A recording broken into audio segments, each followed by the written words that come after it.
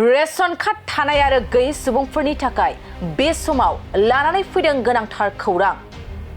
नोंथांनाव Nfsa card दं नामा? जुदि गैया अब्ला नोंथाङा रेशन मोननाय नङा। बेनिखायनो थाबैनो एप्लाइ खालामना ला Nfsa कार्ड।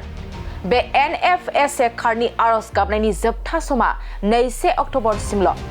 बेनिखायनो 2 अक्ट'बरनि गेजेरावनो एप्लाइ खालामना ला Nfsa कार्ड।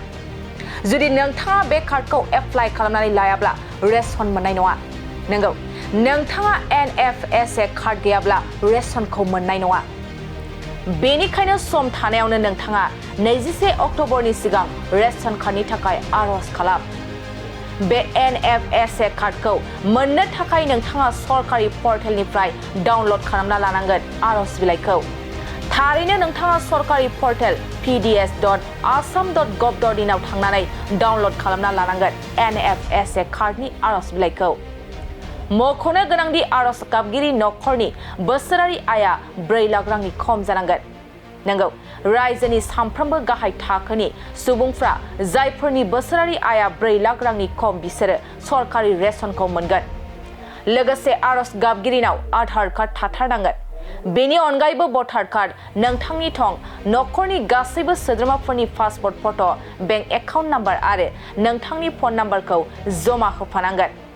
नोंथाङा बैफोर आबुं फोरमानलाइफोरखौ थार महरै जमा होब्लासो Nfsa कार्डखौ मोनगोन आरो रेशन कार्डनि सरकारि रेशनखौ मोनगोन। बेनिखायनो नोंथांनाव सम थानायावनो थाबैनो Nfsa कार्डनि थाखाय आर'जलाइ गाब, नङाब्ला नोंथाङा सरकारि रेशनखौ मोननाय नङा। मोनसे फोसावथाय। सनाजों गावखौ समायफ्लेहोनो गोसो गोनां बिथांमोननि थाखाय मोनसे गोजोनथाव खौरां। दुर्गा फुजा आरो धनतेरासनि बाम्पार अफार होदों सिबि जुवेलार्सआ। नोंथाङा लुबैनाय बायदि सनाखौ सिबि जुवेलार्सआव फैनानै खम बेसेनावनो लांफैनो हागोन। बे अफारखौ अक्ट'बर दाननि 31 अक्ट'सिम होनाय जादों। नोंथाङा बे सिबि जुवेलार्सआव गोबां रोखोमनि सना आरो डायमन्डफोर मोननो हागोन।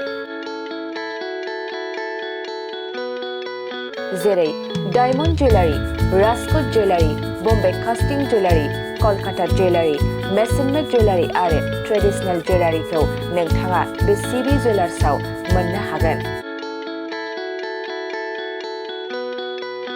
डायमन्ड जुवेलारिनि थाखाय 15% अफार होनाय जादों आरो सनानि गहेनाफोरनि थाखाय जर'खा डिसकाउन्ट बेसेन बानायनाय जादों।